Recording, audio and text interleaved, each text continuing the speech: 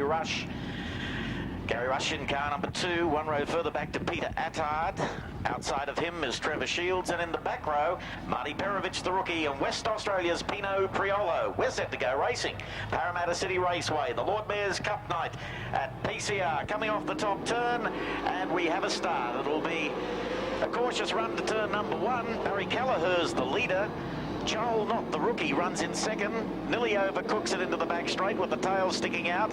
Gary Rush has a look around the outside, and the 10 times national champ comfortably moves into second spot as we round 1 lap with 7 to go. Yeah, I think something like this, Rush is not going to take it in all that high. Knows the track fairly well, runs in second at the moment. They've cleared out from Joel Knott, the young 16-year-old. Peter Attard is next, but Attard gets into the side of Knott as they go down the back straight now. Goes in and under, but then Twitchy leaves himself a bit of work to do on the exit of the corner. So Kelleher, all he has to do is probably keep down a little bit lower than he's running at the moment, and there's not too much that Gary Rush can do about this. With Joel Knott is getting more and more out of shape. This is a new sensation for him at PCR, heavy going, and the 44 car is getting a little too sideways for the liking of the man following him in car number 55, Grant Tunks.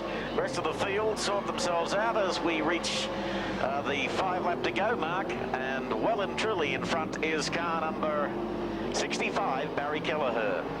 Well, this time it'll be 4 to go. Not too much of a challenge for Kelleher or at Kelleher at this stage. Joel Knott's really lost now, and the 44 car out of shape and dropping 3 places.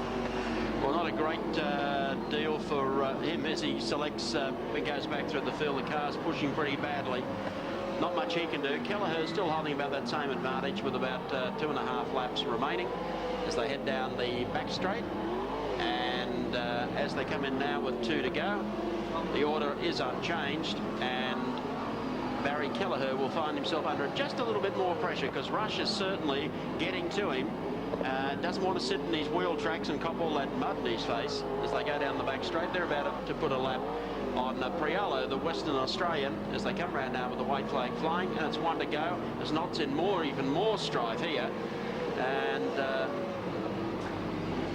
if he gets back on the racetrack, yes he has, so he's had a bath as well. Halfway down the back straight, they're on their last lap. They'll take the checkered flag this time by.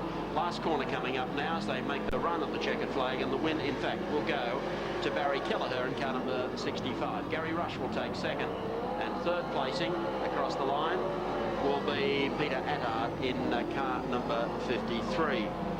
It's Dennis Farr who has pole for this tonight. Dennis Farr making a return to racing, hasn't had a run for most of this summer. Had a couple of meetings under his belt prior to that. But prior to that was a 4-year layoff, so a little on the rusty side, although he didn't show any signs of been out of touch when he last ran. Let's see what happens now. Up the main straight, Skipper gets the best of the start. To turn number 1, Dennis Farr cocks the car sideways, lets the tail come out, pushes 3 into the back straight as Brooke Tatnell makes an assured run down the back chute, and Phillips gets into trouble right at the tail of the field but doesn't spin. Okay, they come in the front straight away. Tatnell's in a little bit of strife there. Actually, they all close up behind him. Skipper's just doing about enough of the right stuff to hold the lead, a little sideways on the straight. Farr still running in second, Brooke Tatnell in third. They'll have 6 laps to go the next time by. Wayne Skipper, Dennis Farr, Brooke Tatnell, further back in the pack to Norm Jackson. Then coming through, car number 11, Bob Jackson. Farr, he lost it, comes back onto the circuit, but now finds himself in 3rd place, but at least the car's straight, main straight, and it's car 24, the yellow O'Brien aluminium entry of Wayne Skipper. That's where Skipper loves to be. Off the circuit in a big way goes Dennis Farr, manages to feather the car back onto the circuit in the back chute, just a little at sea, and he's been out of the cockpit for a long time. Down the back chute this time with 4 laps to go. Car 24 leads the parade, running in second spot. Car number 8, the Shell Helix entry of Brooke Tatnell, and third Norm Jackson. Here's 28, Phillips in more strife in the main straight. That's not where to go. Fortunately, Skipper had such a lead, he was able to back off and work out where Phillips was going. Now he has a look on the inside and says, stay up there. Brooke says, should I risk this? Get out of my way. Now Phillips drops off the pace. We've got 2 laps to go, and look how Tatnell has caught the race leader. Whether he'll be able to do anything about it, will unfold in the next lap. Because Skipper appears to be fairly well on a mission for victory. Tatnall trying to work track conditions, but you can see how the determination has picked up a lot. Now, there's White in the back straight away. He could come into this. Tatnall has one last look at the tail of 24 as they come off the final corner. Checkered flag is waving and Skipper's not to be denied. Wayne Skipper first, Brooke Tatnall second. 28's been lapped, so third to the checkered flag. In car number 97 is Norm Jackson, just ahead of car number 11. Time for that was 2 minutes 07.05.